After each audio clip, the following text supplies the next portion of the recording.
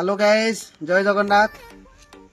तो आज ये जो 2024 मसीहा शेष होगा जाऊँगी, तो ये शेष मु गोटे मोर चैनल टे स्टार्ट करी मोर फेसबुक रे।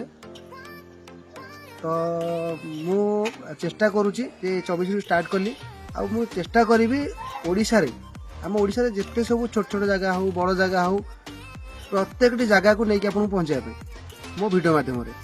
तो जदि मुझे तो आरंभ करी आम बोलगढ़ माँ भूयाणी पीठ आरंभ करी बहुत भल जगह देखेबी आपको आगक। किंतु जदि मो वीडियो गुड़ाक भल लगे आपण दया लाइक करेंगे। यहाँ हूँ मोर फास्ट ब्लॉग प्रथम वीडियो यहाँ। तो मो ये वीडियोटी को बहु मात्रा लाइक करूँ, कमेंट करूँ और शेयर करूँ, जहाँद्वारा कि मुझे किसी आगू स्टेप नहीं पारि आगू बढ़ी पारि। हेलो गाइस, नमस्कार, जय जगन्नाथ। आशा करुँची समस्त भल थे, मुझे भल अच्छी। तेणु मुझे आसी आमर प्रिय टुना सागर बोलगढ़ भूयाणी पीठ बुलापी। तेरे फास्ट आम देखे आम पछरे तो देखिपे बोलगढ़ रेलवे स्टेशन अच्छी। रेलवे स्टेशन मात्र 1 किलोमीटर गलापर माँ भूयाणी पीठ पड़ी। तेज आसतु जा परिभ्रमण करवा, देखा जे किपरि प्राकृतिक सौंदर्य कौन है माँ भूयाणी पीठ। तेज आसतु देखा। ଏବେ ଦେଖନ୍ତୁ ଏବେ ତ ଦେଖିପାରୁଥିବେ ଆମେ କୋଉ ଜାଗାରେ ଅଛୁ, ଆପଣଙ୍କୁ ଦେଖେଇ ଦଉଛୁ, ବ୍ୟାକ୍ କ୍ୟାମେରା କରି ଦେଖେଇ ଦଉଛୁ। ଏବେ ଆମର ଯୋଉ ଦେଖନ୍ତୁ ବୋଲଗଡ଼ ଷ୍ଟେସନ ଆପଣ ବି ରେଳ ଯିବେ ସେତେବେଳେ ଯୋଗାଯୋଗ ରହିପାରିବ, ଆରାମସେ ବି ଓହ୍ଲେଇ ପାରିବେ। ବୋଲଗଡ଼ ଟାଉନ ପିଏଚ ଏଇଟା ଆମର। ଆପଣ ଏଠୁ ଆମର 2 ଟାଇମ୍ ଯାଉଛି ଟ୍ରେନ୍ ଯାଉଛି, ସକାଳୁ 2ଟା, ପୁଣି ସେ 3 ଟ୍ରେନ୍ ବ୍ୟାକ୍ କରୁଛି ଭୁବନେଶ୍ୱର, ପୁଣି ବ୍ୟାକ୍ କରୁଛି, ପୁଣି 5ଟା ବେଳକୁ ଯାଉଛି ଆଉ ଥରେ ବି ଆମେ ଛାଡୁଛି ଏ ଜାଗାକୁ, जोटा कि कनेक्ट करुच्ची आमर दशपल्ला टू भुवनेश्वर, दशपल्ला टू पुरी। तेणु आपको कौन असुविधा हेनी, बाई ट्रेन हो बाई बस हो बाई आप जेकोसी परिवहन आसतु, नो टेंशन। ना जेहेतु ना ठीक अच्छे, किंतु जेहेतु आम अच्छे स्टेशन पाखे अच्छे तो आ विषय में कहवा आउ तो बहुत पाखे रोचे मेन रोडा जोटा NH 57। आप जदि भी बाइक कार हो बाइक हो बाइक कि बस रे आसतु, बोलगढ़ बस स्टॉप अच्छी। एवं जदि भी आप कार आसबे आराम से आम NH 57 अच्छी। NH 57 मात्र 2 किलोमीटर माँ भूयाणी पीठ। तेज आसन देखा माँ भूयाणी पीठ, जोटा कि माँ बनदुर्गा पूजा पाँच। आसन देखी जा, चलते जा ऑन दी रोड रे। आमे बाइक रे अच्छु, जेहेतु जंगल रोड बा मुंडिया रोड, तेणु एठे रास्ता भी टिके आपन जेते चिकन मिलले भी टिके जहाल भी खद खद रहिबो। देखि पारुथिबे जंगल व्यूटा के आपन प्राकृतिक सौंदर्य के देखि पारुथिबे। चारिआडे के सबुज गछर नेचुरल क्लाइमेट ना, पूरा प्राकृतिक परिवेश एमिति परिवेश मिलेनी जोटे सहर बजार में। एटी बोधे बुझिबा बहुत भल जगह।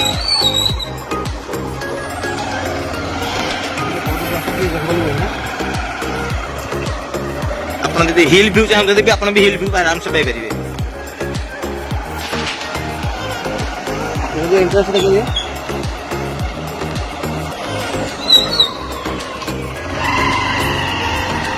वो वॉचमैन देखंतु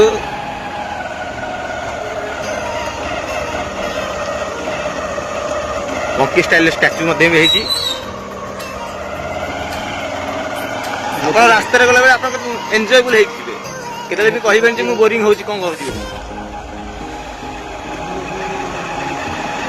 चलते चलते चलो हम चले,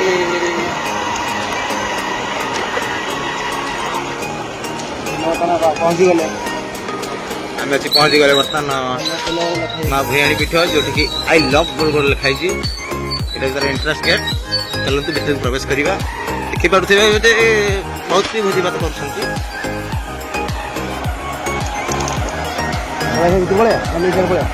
भीतर जा।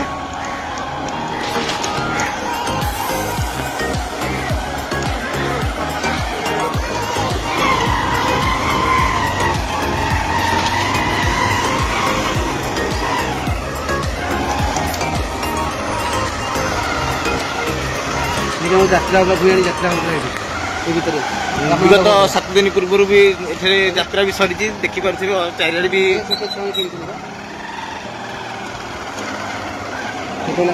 छोट पिला एंजॉय दोली पार्किंग सिस्टम अच्छी।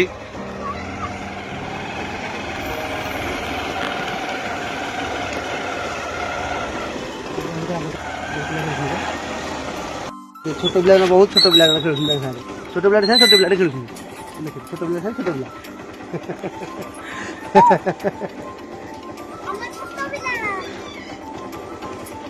काम हो आगु मध्य काम भी चलती बर्तमान जिते जो पर्यटन सरकार प्रोत्साहन किसी हो पारुनी आम भी चाहूँ सरकार किसी प्रोत्साहन कले भी ए जगार बहुत उन्नति प्रसारण हम चलते ଯିବା କି ଦାରଗୁଡ଼ା ଆସିଲେ ନା ଏଇଟା ଆସିବ अच्छी रास्ता अच्छी କୋଉପଟେ ଆସିବା ପୁରା ସେ ଡାକ୍ତର ନା ଏଇପଟେ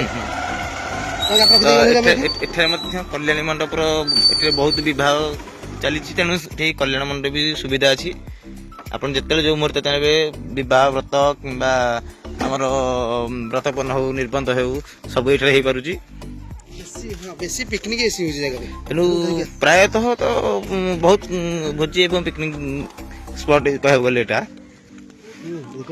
ଆପଣ ବି ଦେଖିପାରୁଥିବେ ମୁଁ ଆପଣଙ୍କୁ ଭିଡିଓରେ ଦେଖେଇଯିବି ରାସ୍ତାରେ ଆସିଲା ବେଳେ ବି ଲୋକ ବାଟରେ ବି ଭୋଜି କରୁଛନ୍ତି ଦିପଟ ସାଇଡରେ ବାଁପଟ ସାଇଡରେ ଭୋଜି କରୁଛନ୍ତି ମଝିରେ କରୁଛନ୍ତି ଆଉ ଖାସ କରି ଏପଟେ ଏଠି ଯଦି ଆପଣ ନୂଆ ବର୍ଷରେ ଆସୁଛନ୍ତି ଆପଣଙ୍କୁ ଭୋଜି କରିବାକୁ ସ୍ୱତନ୍ତ୍ର ଜାଗା ହିଁ ମିଳିବ ନାହିଁ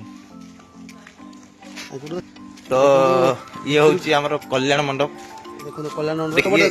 ଇଏ କଲ୍ୟାଣ ମଣ୍ଡପ ହେଲା ଆମର ନାଚ ଯୋଉ ହଉଛି ନାଚ ପାଇଁ ଷ୍ଟେଜ ଏବଂ ଲୋକଙ୍କ ପାଇଁ ସୁବିଧା ପାଇଁ ଲୋକଙ୍କର ସୁବିଧା ପାଇଁ ବି ଆମର ଏଠି ଯେହେତୁ କାଳେ ବର୍ଷା ହେଇପାରେ ସେଥିପାଇଁ ବି ବ୍ୟବସ୍ଥା କରାଯାଇଛି ଆମର ଇଏ ହଉଛି କଲ୍ୟାଣ ମଣ୍ଡପ ଦେଖନ୍ତୁ ଏଇଟା ହଉଛି କଲ୍ୟାଣ ମଣ୍ଡପ ଏଇଟା ବାକି ମାଙ୍କ ପାଖକୁ ମାଙ୍କ ମନ୍ଦିର ଟାଇପ ଅଛି ମାଙ୍କ ମନ୍ଦିର ଦେଖିବା ବି ମନ୍ଦିର ମଧ୍ୟ ଅଧା ଗଡ଼ରେ ଅଛି କିନ୍ତୁ ପାଣିର ସଫିସିଏଣ୍ଟ ସୁବିଧା ଅଛି ପାଣି ସୁବିଧା ବହୁତ ଜାଗାରେ ଅଛି ସବୁ ଜାଗାରେ ଟ୍ୟାପ୍ ଲାଗିଛି ଦେଖନ୍ତୁ ଟ୍ୟାପ୍ ଲାଗିଛି ଏଠି ସେ ବାହାରେ ମଧ୍ୟ ଟ୍ୟାପ୍ ଲାଗିଛି ଯୋଉଠି ଆପଣ ପାଣିର ଗୋଟେ ଜିନିଷ ପାଣି ଯୋଉଠି ପାଣି ସୁବିଧା ଅଛି ସେଠି ଆପଣଙ୍କୁ ସବୁ ସୁବିଧା ମିଳିବ ଅଲଗା କିଛି ଅସୁବିଧା ହବନି ତେବେ ଯିବା ମାଙ୍କ ପାଖକୁ ଦେଖନ୍ତୁ ଆଗରୁ ରାସ୍ତା ତଳେ ଥିଲା ଆମେ ଏଇପଟେ ଆସୁ ମୋ ମନ ଅଛି ପୂର୍ବେ ଦୀର୍ଘ 10 ବର୍ଷ ତଳେ ମତେ ଏଇପଟେ ଯିବା ଆସିବା କରୁଥିଲା ବର୍ତ୍ତମାନ ତ କିଛି କିଛି ଉନ୍ନତି କରିବା ଫଳରେ ଇଏ ଦେଖନ୍ତୁ ଇଏ ହଉଛି ପୁରୁଣା ପାହାଚ ଆଜିକାଲି କି ଯୋଉଟା କି ଆବର୍ଜନା କ୍ଷେତ୍ର ହେଇସାରିଛି ଏଇ ପାହାଚରେ ଆମେ ଯିବା ଆସିବା କରୁଥିଲେ ନା ଆଗରୁ ଏପଟେ ଏଇଟା ଯେତେବେଳେ ଏପଟେ ଏତେ ସୁବିଧା ନଥିଲା ଚଲା ବାଟ ଥିଲା ଇଏ ବି ମା ବି ଖୋଲାରେ ଥିଲେ ତେଣୁ ଆସ୍ତେ ଆସ୍ତେ ମନ୍ଦିରରେ ବି ଉନ୍ନତି ଘଟିଛି ଏବଂ ଆମେ ବି ଚାହୁଁଛୁ ଯଦି ସରକାରୀ ପ୍ରୋତ୍ସାହନ କିଛି ମିଳିବ ୟାର ମଧ୍ୟ ଆହୁରି ଉନ୍ନତି ଘଟିପାରିବ କେବଳ ମାଙ୍କ ସହିତ କେବଳ ମା ହିଁ ନାହାନ୍ତି ଏଠି ଆପଣ ବଜରଙ୍ଗ ବାରିଙ୍କୁ ବି ଦେଖିପାରିବେ ଆସନ୍ତୁ ଦେଖିବା ଭୋଜି ହଉଛି ସୁନ୍ଦର ସିଂହଟେ ବି ମଧ୍ୟ ବନା ହେଇଛି ବହୁତ ବଢିଆ ହେଇଛି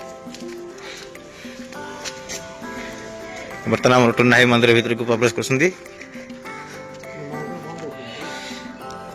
ଆମେ ତ ଯୋଉ ସମୟରେ ଆସିଥିଲୁ ସେଇ ସମୟରେ ତ ମାଙ୍କର ପହଡ ପଡିସାରିଛି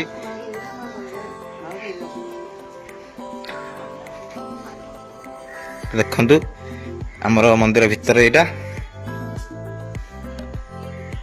ଯୋଉଠି କି ମା ବନଦୁର୍ଗା ପୂଜା ପାଉଛନ୍ତି ଯାହାର କି ଆମର ଲୋକାଲିଟି ହିସାବରେ ମା ଭୂଇଁଆଣୀ କୁହାହଉଛି ମାଙ୍କର ବହୁତ ଅପାର କରୁଣା ମଧ୍ୟ ଏଠି ଦେଖିବାକୁ ମିଳିବ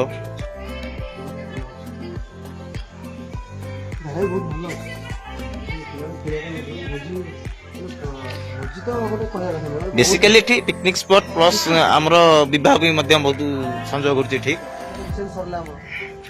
ପ୍ରତିବର୍ଷ ଧନୁ ସଂକ୍ରାନ୍ତି ଯାତ୍ରା ହଉଛି ଏଠି ଧନୁ ଯାତ୍ରା ଦୀର୍ଘ 3 ଦିନ ଧରି ଏଠି ଧନୁ ସଂକ୍ରାନ୍ତି ଯାତ୍ରା ହଉଛି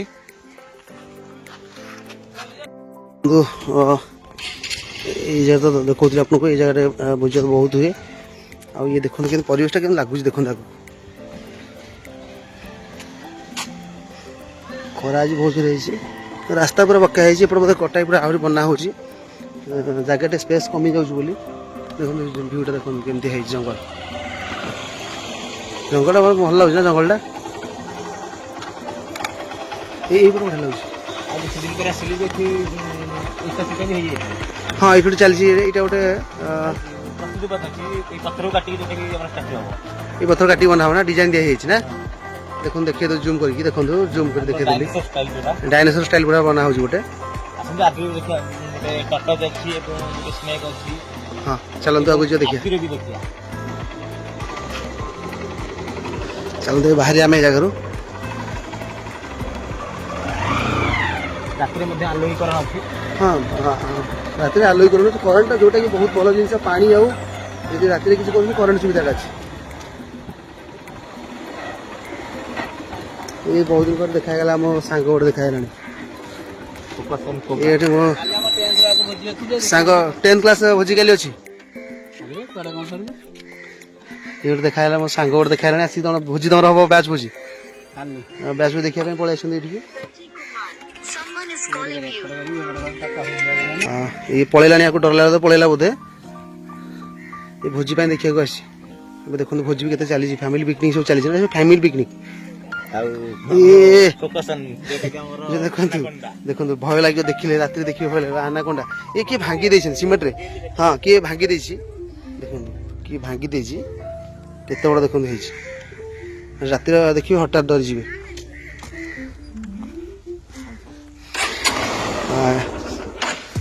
ଦେଖନ୍ତୁ ଆଗରେ ଆଗରେ ଭୋଜି କରିବାକୁ ଆସିବି ଯେ ଆପଣ ବି ପିଲାମାନଙ୍କ ପାଇଁ, ମୁଁ ସମସ୍ତଙ୍କ ପାଇଁ ବି ଆରାମସେ ଏନ୍ଜୟ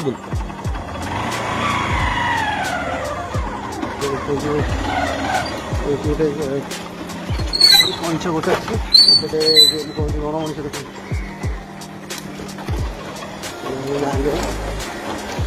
ବହୁତ ଭଲ ଜାଗା ହେଇଛି। ଆପଣ ଯଦି ଭୋଜି କରିବା ପାଇଁ ପ୍ଲାନିଂ କରୁଛନ୍ତି ନୂଆ ବର୍ଷକୁ, ତାହେଲେ ନିହାତି ଦେଖନ୍ତୁ ଗୋଟେ ଚାଲିଛି କ୍ରୋକୋଡାଇଲ୍ ତିଆରି ଚାଲିଛି। ଦେଖନ୍ତୁ କ୍ରୋକୋଡାଇଲ୍ ଚାଲିଛି ପଥର ଉପରେ।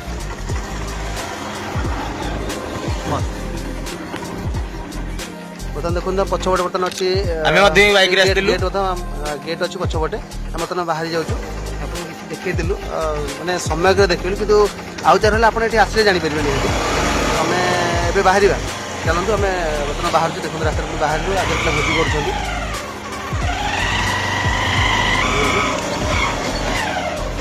ଦିପଟେ ପାହାଡ଼, ସବୁଜ ପରିବେଶ।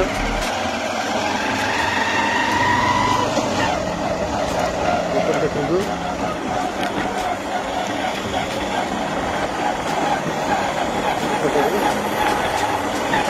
ତଳେ ମଧ୍ୟ ଭଲ ଜାଗା ଅଛି, ଭୋଜି ଭୋଜି କରିବା ପାଇଁ ତଳେ ବି ଭଲ ଅଛି। ପାଣିଟା ଟିକେ ଅସୁବିଧା ହବ, ନହେଲେ କିନ୍ତୁ ଭଲ ଜାଗା।